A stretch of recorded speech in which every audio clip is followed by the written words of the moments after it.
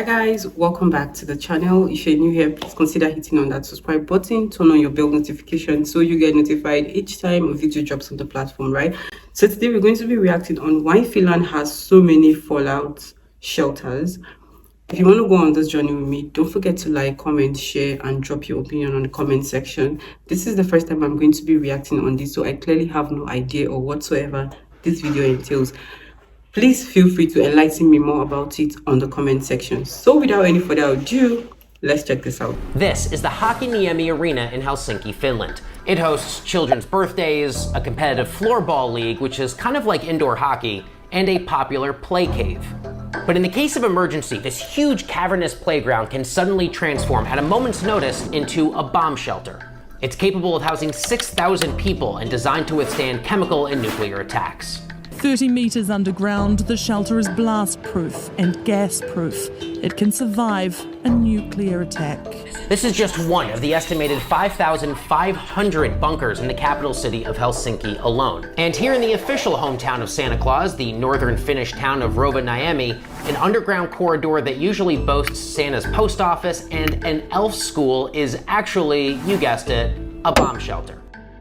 Now, if you zoom out from the city of Helsinki, the country of Finland itself has enough bomb shelter space to safely house all 5.5 million residents in that country in about 54,000 locations, pretty similar to the Hakiniemi Arena. It's not a stretch to say that there's actually a nuclear bunker culture in the country of Finland. In fact, Finland is very proud of its civil defense. But why and how did Finland become the bunker capital of the world? And if you're wondering if this has anything to do with it, you're not far off. Well, actually, this is a better way to explain where it all started. The answer lies in Finland's history, primarily the 1930s and 1940s, which first saw the country in the Winter War of 1939 against the Soviet Union.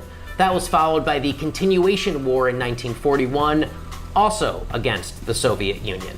By the end of World War II, Finland was left with a staggering death count. Its cities were bombed and air raided, and its people were left demoralized by the ongoing fight against the USSR. I spoke with Tommy Rask, a preparedness teacher at the Helsinki City Rescue Department. He tells me that Finland's unique history of war has made it so that today, Finland is prepared to defend itself and its citizens from mass destructive weapons. For this story, I also spoke with a representative from Finland's Ministry of the Interior, who told me all about the upkeep of these bunkers in the decades since. The ministry says, it is very important that civil defense shelter is near people it protects, because when the shelters are needed, there's not much time to go.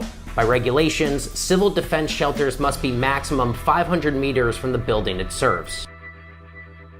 I also wondered who manages these facilities, and as it turns out, it's kind of the ultimate in private-public partnership. Tommy Rask tells me, civil defense shelters are part of a building, so responsibility is on the owner. Bedrock shelters are, for the most part, built by the city and for use in city functions or rented outside as businesses, warehouses, workplaces, etc. So that means that the structure of these shelters is often built by the government, but it's rented out for the day-to-day enjoyment of its citizens. Wow. And by law, there must be a shelter under every apartment block. If something ever went wrong here in New York City and they told me to get to a shelter, I'll be honest, I don't think I would know where to go. Most New Yorkers probably recognize these signs. Fallout shelters built in the Cold War when the US was having its own conflict with, yes, the Soviet Union. But no one really knows what it's for, where to go, or how it works, and I bet fewer New Yorkers realize that 5 years ago, those signs were taken down. But in Finland, not only do people know where these shelters are, but the country's Ministry of Interior tells me that oftentimes residents even have a set of keys to get into the shelters themselves. The Helsinki City Rescue Department tells me that they can use sirens, emergency warnings, a citizens app, radio and TV broadcasts to mobilize the entire city in 72 hours. Also, the alarm system is tested with test sound the first Monday of each month. In Finland, authorities practice civil defense procedures regularly. There are also general shelters that feature a combination of city workers and volunteers who manage and operate bedrock shelters. That's interesting. All of this leads to today. It's now been more than 6 months since Russia's invasion of Ukraine, and the country of Finland is inching closer to NATO membership. However, there's really no sign of public concern. The Ministry of Interior told me simply, Finland is not currently under threat, and adds that potential NATO membership would not change how the country handles its civil defense. We must protect civilians in all scenarios, with or without NATO. In other words, it's business as usual. Now, Tommy Rask was quick to point out that Russia's acts of aggression have put a renewed spotlight on Finland's civil defense. But for now, it seems safe to say that the local Finnish play cave will stay a play cave. This is interesting, but first of all, what do you think about his words? Do you feel like everything he made mention of is accurate? What do you think? Do you have anything to like say?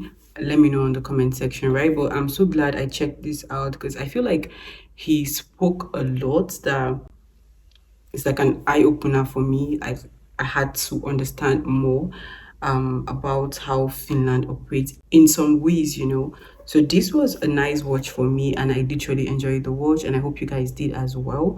Feel free to drop your opinion on the comment section. What do you think about this video on the comment section, right? I'll see you guys in my next video. Bye-bye.